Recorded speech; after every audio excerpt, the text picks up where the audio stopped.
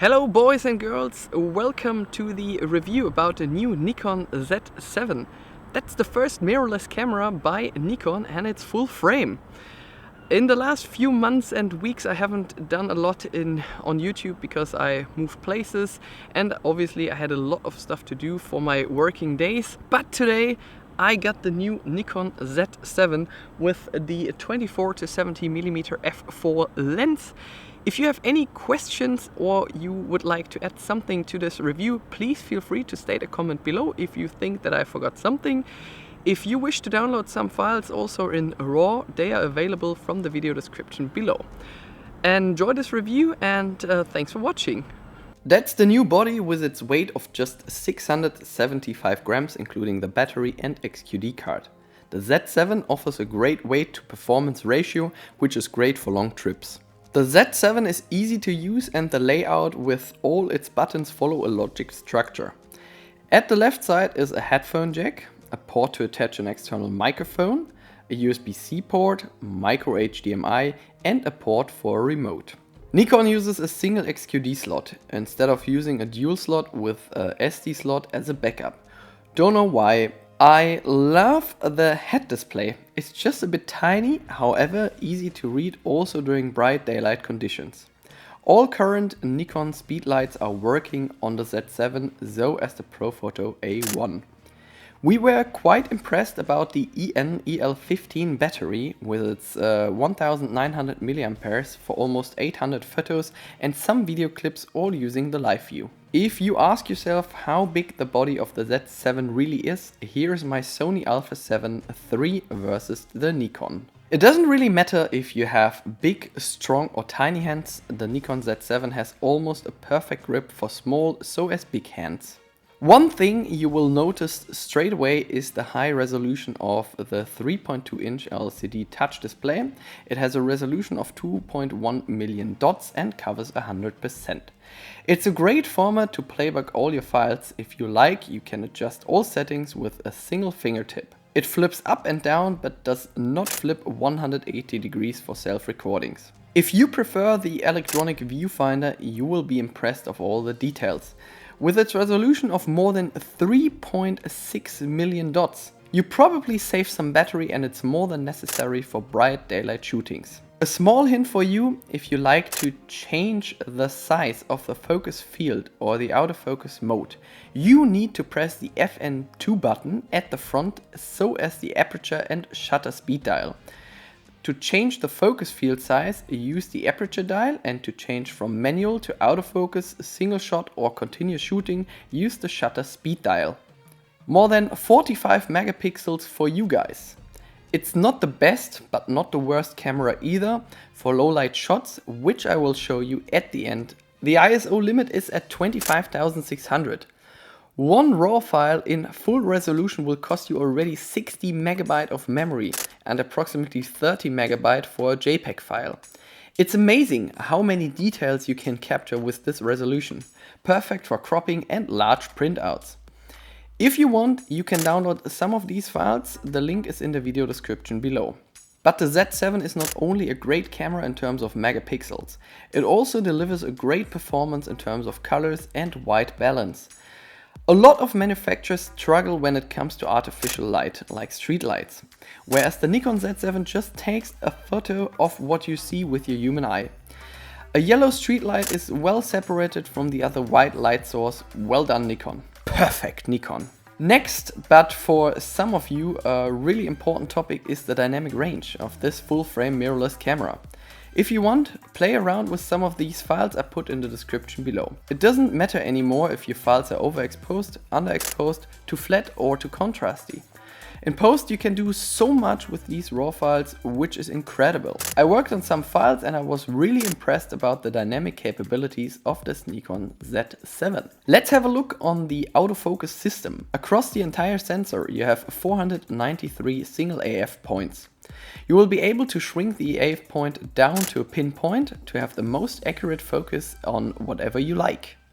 It takes 0.1 seconds to focus through the electronic viewfinder so as over the touch display using your fingers. We were quite impressed about the continuous focus so as the tracking feature. During video recording, the focus was extremely smooth and accurate at the same time. The only problem we noticed was that the dynamic AF did not work that well when it comes to shadows and fast tracking subjects. You will soon or later notice that the limit of the buffer starts to have a tough time after 10 to 15 photos. Using the maximum burst rate of 9 frames per second in JPEG only should not cause any problems at all. You can downgrade the frames per second to 5.5 or less, also using a silent shutter. The Z7 is unable to track exposures at 9 frames per second. At this high burst rate, the camera shoots the sequence with locked exposures. With 5.5 frames per second, the camera is able to track and expose each frame. It also delivers great looking videos as well. You'll be assisted by a 5-axis image stabilizer to compensate for any vibrations. 4K movies with up to 30 frames per second, and you can choose between MOV and MP4 as your preferred file type. The quality of the final video is insane, with a great dynamic throughout the entire frame. One thing we noticed is the crop factor during 100 and 120 frames in Full HD. There's no crop factor shooting with 50 or 60 frames per second. Focus tracking worked without any problems during video recording.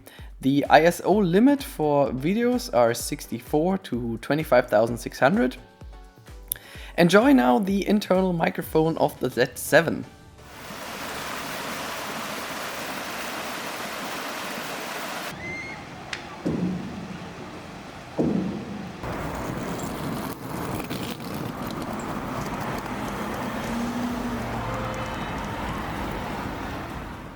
With the Z7 you'll be able to take stunning time-lapse movies as well. Either you take photos at an interval you choose, or you let the camera do the work for you with a 4K or 1080p clip. You can set the interval, resolution, and you can choose to have a silent shutter as well. It's just an additional feature, but nice to have at the end of the day. With the included Wi-Fi and NFC interface, you can control the camera with your smartphone or tablet. I was not able to control the camera using my iPhone 8 Plus below 30% of battery, which was super annoying. However, the app looks old and needs to be updated. It does not affect the performance of the camera, but it's a nice handy tool for remote controlling. Let's get to the last topic, the low light performance. You can surmise that's not the best camera for low light shots with more than 45 megapixels on this full frame sensor. Nikon set the limit to ISO 25600, which is less than on the Nikon D850. We went to the Petri house in Frankfurt. The clarity of the photos is amazing, starting at ISO 80, of course. At ISO 3200, the photos still have a decent quality. Just look at the leaves and flower pots. The quality is about the same at ISO 6400 as well. Going beyond ISO 6400, you will notice a slight decrease in details and an increase in grain. Whatsoever, the photos do not look bad for this resolution and higher ISO settings.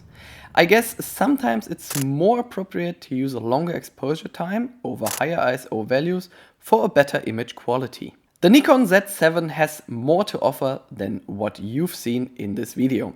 If you think that I've missed something important, make sure to post a comment below. I think the Z7 has a good low light performance for this resolution. Make sure to have a look at the sample images, which I put in the description below again. Unfortunately, there's no inbuilt GPS, maybe because of the small housing, but I'm just guessing. If someone buys such an expensive camera, you might want to shoot expensive projects as well. So I think it would be more than appropriate to have a second card slot as a backup. We were able to take about 600 to 800 photos, which was the limit since there are more electrical loads than on your DSLR. A big plus goes to the resolution. 45 megapixels are insane. The details are great and the dynamic of this camera is awesome, especially for landscape photography. During video recording you benefit from the 4K resolution and Nikon's flat profile N-Log. Vloggers will miss it that there is no flip screen for self-recordings. I mentioned the issue with the exposure during high burst shootings before. Which was the other small issue there? Let me think. Yeah, apart from that, a great camera, awesome video quality. I did not have more time to play with the camera. If you have any questions which needs to be answered, make sure to post a comment below. Tschüss from Frankfurt and see you soon. Tschüss. That's the internal microphone of the new Nikon Z7.